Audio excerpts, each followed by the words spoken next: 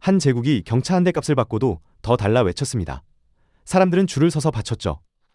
입문하려면 복장부터 맞춰야 했고 얼마짜리 타세요? 가 인사말이었습니다.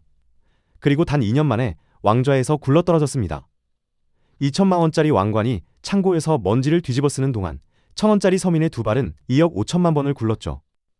탐욕이 문을 잠그고 길이 등을 돌리고 주머니 속 작은 기계가 숨통을 끊었습니다. 완벽한 몰락을 설계한 세계의 칼날, 함께 확인해 보도록 하겠습니다. 2020년 세상이 멈추었습니다. 헬스장 문이 닫히고 수영장에 테이프가 둘러졌습니다. 갇힌 사람들은 야외로 쏟아져 나왔죠. 자전거는 완벽한 탈출구였습니다. 혼자 타고 바람을 맞고 누구와도 부딪히지 않아도 됐으니까요. 매장마다 대기 명단이 수십 명씩 쌓였습니다. 주문하면 석 달을 기다려야 했고 인기 모델은 웃돈을 얹어도 구하기 어려웠습니다. 브랜드들은 콧대를 높였습니다. 1,500만 원짜리 카본 프레임이 2천만 원이 됐습니다. 그래도 팔렸습니다. 아니, 정확히 말하면 없어서 못 팔았습니다. 그런데 이상한 일이 벌어졌습니다. 2022년 세상이 다시 열리자 거품이 터지기 시작한 겁니다. 사람들은 헬스장으로, 수영장으로, 해외여행으로 돌아갔습니다. 창고에는 팔리지 않은 자전거가 쌓여갔죠. 2024년 기준 국내외 2위 브랜드들이 수천억 원어치 재고를 떠안고 있습니다.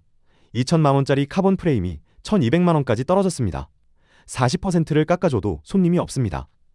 동네 자전거 전문점 10곳 중 8곳이 적자를 기록했습니다. 사장님들은 낮에는 매장을 지키고 밤에는 배달 알바를 띱니다. 전문 용어로 디레버리징, 재고 폭탄이 터진 겁니다. 단순히 유행이 지난 걸까요? 코로나가 끝나서 사람들이 안 타는 걸까요? 진짜 원인은 훨씬 깊은 곳에 있습니다. 한국 자전거 시장에만 존재하는 세계의 구조적 결함이 동시에 터졌습니다. 첫 번째 칼날은 바깥이 아니라 시장 안쪽에서 날아왔습니다. 놀랍게도 소비자들 스스로 만든 지옥이었죠. 얼마짜리 타세요? 한국 자전거 동호회에서 가장 흔하게 오가는 인사말입니다. 실력을 묻는 게 아닙니다. 장비 가격을 묻는 겁니다.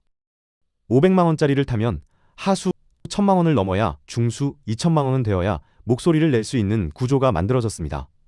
경제학에서는 이걸 베블런 효과라고 부릅니다. 비쌀수록 더 잘 팔리는 과시소비 현상이죠. 명품 가방 시장에서나 볼 법한 현상이 두 바퀴 위에서 벌어졌습니다. 브랜드들은 이 심리를 정확히 이용했습니다. 해마다 가격을 올렸습니다. 혁신이 있어서가 아닙니다. 사주니까 올린 겁니다. 카본 프레임 무게를 10g 줄이는데 수백만 원을 더 갈았습니다. 프로 선수가 아닌 이상 체감조차 어려운 차이였죠. 그래도 동호회에서 무시당하기 싫은 사람들은 지갑을 열었습니다. 시장은 고급화라는 이름 아래 진입 장벽을 높여갔습니다. 문제는 여기서 시작됐습니다. 새로 자전거를 시작하려는 사람, 이른바 뉴비들이 발을 들이기가 점점 어려워졌습니다. 자전거만 사면 되는 게 아닙니다. 헬멧, 고글, 클릿 슈즈, 저지, 빕슈까지. 기본 장비만 갖추려 해도 수백만 원이 들었습니다. 거기에 동호회 텃세가 더해졌습니다. 복장이 안 맞으면 눈총을 받았고 장비가 저렴하면 대화에 끼기 어려웠습니다. 자전거는 건강한 취미가 아니라 값비싼 입장권이 필요한 폐쇄 클럽이 되어버렸습니다. 신규 고객이 끊기면 시장은 고인물이 됩니다. 기존 마니아들은 이미 자전거가 있으니 새로 살 이유가 없습니다. 브랜드들은 가격을 올려 객단가를 유지하려 했지만 살 사람 자체가 사라지고 있었죠. 썩어가는 시장 위에 팬데믹이라는 단비가 잠깐 내렸을 뿐 본질은 이미 무너지고 있었습니다. 그리고 두 번째 칼날은 매장 밖 아스팔트 위에서 기다리고 있었습니다. 비싼 자전거를 샀습니다. 문제는 그 다음입니다. 탈 곳이 없습니다. 한국의 자전거 도로는 총 연장 기준으로 약 25,000km에 달합니다. 숫자만 보면 서울에서 부산을 25번 왕복할 수 있는 거리죠. 그런데 이 숫자에는 치명적인 함정이 숨어 있습니다. 전체의 75%가 보행자 겸용 도로입니다. 인도 위에 페인트로 선만 긋고 자전거 도로라 부르는 겁니다. 자전거 전용 도로, 그러니까 자전거만 달릴 수 있는 길은 전체의 4분의 1도 되지 않습니다. 현실은 이렇습니다. 출퇴근 시간, 자전거를 타고 도로에 나서면 데스매치가 시작됩니다. 인도에서는 보행자와 부딪힐까 조마조마하고 차도에서는 트럭 사이드미러가 등 뒤를 스칩니다. 불법 주차된 차량을 피하려면 갑자기 차도로 튀어나가야 합니다. 킥보드는 어느 방향에서 나타날지 예측조차 되지 않죠. 2천만 원짜리 카본 프레임을 타고 생존 게임을 해야 하는 겁니다. 비교가 될 만한 수치가 있습니다. 네덜란드에서는 하루 기준 국민의 36%가 자전거를 이용합니다. 10번의 이동 중 3번 이상이 자전거라는 뜻이죠. 한국은 2%입니다. 100명 중 2명꼴입니다. 네덜란드는 자전거 전용 도로가 도시의 핏줄처럼 촘촘하게 연결되어 있습니다. 신호체계도 자전거 우선으로 설계됐습니다. 반면 한국에서 자전거는 보행자도 차량도 아닌 어정쩡한 존재로 방치됐습니다. 여기에 지역 문제가 더해집니다. 한국 국토의 70%가 산지입니다. 평지가 드물고 조금만 외곽으로 나가면 언덕이 기다립니다. 라이딩 한번 하려면 허벅지가 터져라 페달을 밟아야 하죠. 네덜란드는 국토 대부분이 해수면과 비슷한 평지입니다. 출발점부터 다른 게임이었습니다. 세 번째 칼날은 이 막힌 길목에서 조용히 벼려지고 있었습니다. 동네마다 하나쯤 있던 자전거 가게를 기억하시나요? 아저씨가 기름 묻은 손으로 체인을 조이고 펑크난 타이어를 뚝딱 고쳐주던 그 가게 말입니다. 지금 그 자리에는 무엇이 있을까요? 상당수가 문을 닫았습니다. 남은 가게의 사장님들은 낮에는 매장을 지키고 밤에는 배달 오토바이에 올라탑니다. 왜 이렇게 됐을까요? 세 번째 칼날의 이름은 정보 비대칭의 붕괴입니다. 과거에는 자전거를 사려면 전문점을 찾아가야 했습니다. 어떤 브랜드가 좋은지, 프레임 소재는 뭘 골라야 하는지, 기어 단수는 몇 개가 적당한지 사장님의 조언이 필수였죠. 이 조언에는 가격이 붙어 있었습니다. 소비자는 정보가 없으니 매장이 부르는 값을 낼 수밖에 없었습니다. 중간 마진이 생존의 핏줄이었습니다. 그런데 주머니 속 작은 기계가 모든 것을 바꿔버렸습니다. 스마트폰입니다. 이제 소비자는 유튜브에서 전문가 리뷰를 봅니다. 블로그에서 스펙을 비교합니다. 해외 직구 사이트에 들어가면 같은 모델이 국내 매장보다 30에서 40% 싸게 팔리고 있다는 걸 알게 됩니다. 알리익스프레스에서는 중국산 카본 프레임이 한국 대리점 가격의 절반도 안 되는 값에 올라와 있죠. 정보의 권력이 매장에서 소비자에게로 넘어갔습니다. 동네 자전거 가게가 살아남을 방법이 사라진 겁니다. 상담만 받고 결제는 직구로 하는 손님이 늘어났습니다. 수리만 맡기러 오는 경우도 생겼죠. 그마저도 유튜브에 셀프 정비 영상이 넘쳐나면서 줄어들었습니다. 마진은 쪼그라들고 월세는 그대로입니다. 모세혈관이 먼저 터졌습니다. 문제는 이게 끝이 아니라는 점입니다. 동네 매장은 단순한 판매처가 아니었습니다. 시승을 하고 사이즈를 맞추고 사후 정비를 받는 접점이었죠. 이 접점이 사라지자 신규 고객이 자전거에 입문할 경로 자체가 막혀버렸습니다.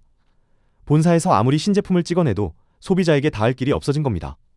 뿌리가 썩으니 줄기도 버틸 수 없었습니다. 떠난 사람들은 어디로 갔을까요?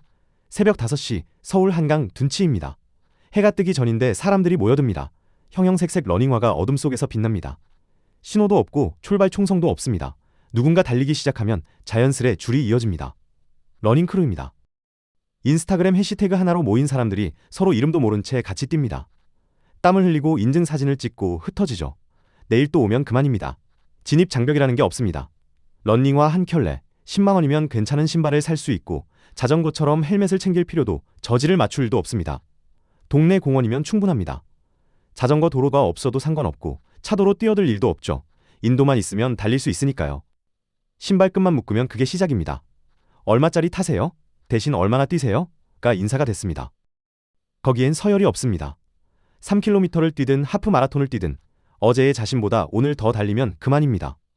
텃세를 부릴 틈이 없습니다. 5분 페이스로 달리는 사람 옆에서 7분 페이스로 따라가도 아무도 눈치를 주지 않습니다. 포용적입니다. 그래서 사람들이 모입니다. 숫자가 이를 증명합니다. 업계 추산 국내 러닝 인구는 1000만 명 수준에 달합니다. 서울 시민 10명 중 1명이 정기적으로 달린다는 뜻이죠. 러닝화 시장은 매년 두 자릿수 성장을 기록하고 있습니다.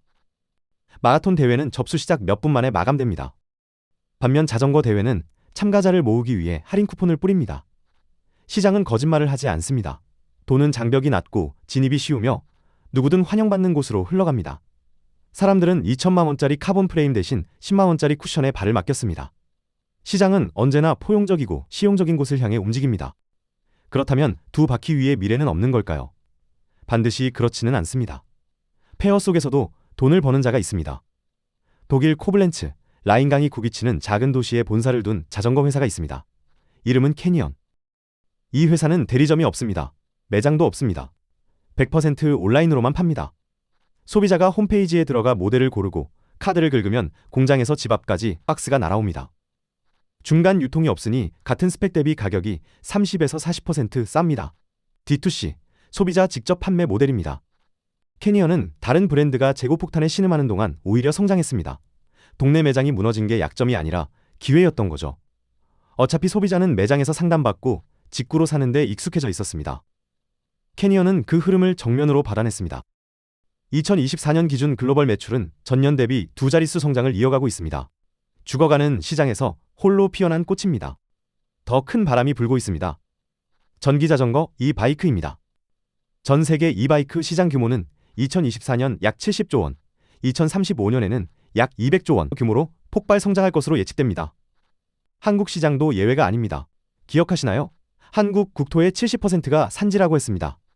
언덕이 많아 자전거 타기 힘들다고 했습니다. 이 바이크는 이 약점을 정면 돌파합니다. 모터가 오르막을 밀어주니까요. 배달 라이더들이 먼저 알아봤습니다. 서울 골목을 누비는 배달 오토바이 사이로 전기 자전거가 늘어나고 있습니다. 기름값이 필요 없고 오토바이보다 유지비가 쌉니다. 좁은 골목에서 더 민첩하죠. 라스트 마일, 물류의 마지막 100m를 책임지는 존재로 부상하고 있습니다. 출퇴근료로 사는 직장인도 늘고 있습니다. 땀 흘리며 페달을 밟을 필요 없이 정장 차림으로 회사에 도착할 수 있습니다. 레거시가 무너진 자리에 새로운 규칙이 쓰이고 있습니다. 과시가 아니라 실용, 고가가 아니라 접근성, 대리점이 아니라 직접 연결. 시장은 이미 답을 보여주고 있습니다. 그리고 가장 묵직한 증거가 남아 있습니다. 서울 광화문 사거리, 출근 시간입니다. 검은 세단들이 꼬리를 물고 신호를 기다립니다. 수천만 원에서 억대를 호가하는 차들이 엉금엉금 기어갑니다. 그 사이를 빠져나가는 것들이 있습니다. 연두색 바퀴입니다. 따릉이, 서울시 공공자전거입니다. 대당 가격 30만 원 남짓, 이용료는 1시간에 1,000원입니다. 숫자가 모든 것을 말해줍니다. 따릉이 누적 배역 건수 2억 5천만 회. 2015년 서비스 시작 이후 10년 만에 찍은 기록입니다. 서울시민 1명이 평균 25번 탄 셈이죠. 2025년 기준 하루 평균 대여 건수는 10만 건을 넘어섰습니다. 등록된 자전거는 약 4만 대, 대여소는 3천여 곳입니다. 지하철역 앞, 버스 정류장역, 아파트 단지 입구, 어디서든 빌리고 어디서든 반납할 수 있습니다. 따릉이가 증명한 것은 단순합니다. 사람들은 자전거를 타고 싶어 합니다. 다만 2천만 원을 쓰고 싶지 않을 뿐입니다. 동호회 텃세를 견디고 싶지 않을 뿐입니다. 주말마다 장비를 챙기고 차에 싣고 나가고 싶지 않을 뿐입니다. 그냥 지하철역에서 회사까지, 버스에서 내려 집까지 그 짧은 거리를 편하게 굴러가고 싶을 뿐입니다. 전국으로 확산되고 있습니다. 대전의 타슈, 세종의 어울링, 광주의 타랑깨. 이름은 다르지만 공식은 같습니다. 저렴하게, 편리하게, 누구나 탈 수 있게. 공공자전거 시스템이 깔린 도시마다 시민들은 두 발로 페달을 밟기 시작했습니다. 비싼 장비가 아니라 이동 자체가 목적인 자전거가 살아남은 겁니다. 아이러니합니다. 프리미엄 브랜드들이 그램 단위로 무게를 줄이며 수천만 원을 받을 때 정작 시장의 선택을 받은 건 무겁고 투박한 연두색 철제 프레임이었습니다. 허용이 아니라 실용, 소유가 아니라 공유, 폐쇄가 아니라 개방. 소비자는 이미 답을 골랐습니다. 이제 마지막 질문이 남았습니다. 다시 처음으로 돌아가 봅니다. 경차 한 대 값을 받던 제국은 왜 무너졌을까요? 세 개의 칼날을 기억해 주십시오. 첫째, 탐욕. 얼마짜리 타세요? 로 서열을 나누고 뉴비의 문을 걸어 잠갔습니다. 둘째, 무능. 25,000km의 자전거 도로 중 진짜 전용 도로는 4분의 1도 되지 않았습니다. 차도와 인도 사이에서 생존 게임을 벌여야 했죠. 셋째, 파괴. 스마트폰이 정보의 권력을 뒤집었고 중간 유통망은 산산조각 났습니다. 동네 자전거 가게가 사라지자 브랜드도 소비자에게 닿을 길을 잃었습니다. 이것은 자전거의 몰락이 아닙니다. 허영심과 무능한 인프라, 그리고 낡은 유통구조의 몰락입니다. 두 바퀴 자체는 죽지 않았습니다. 따릉이가 2억 5천만 번을 굴렀고 전기자전거 시장은 매년 두 자릿수로 성장하고 있습니다. 러닝화로 갈아시는 1,000만 명의 발도 여전히 달리고 있죠. 사람들은 움직이고 싶어 합니다.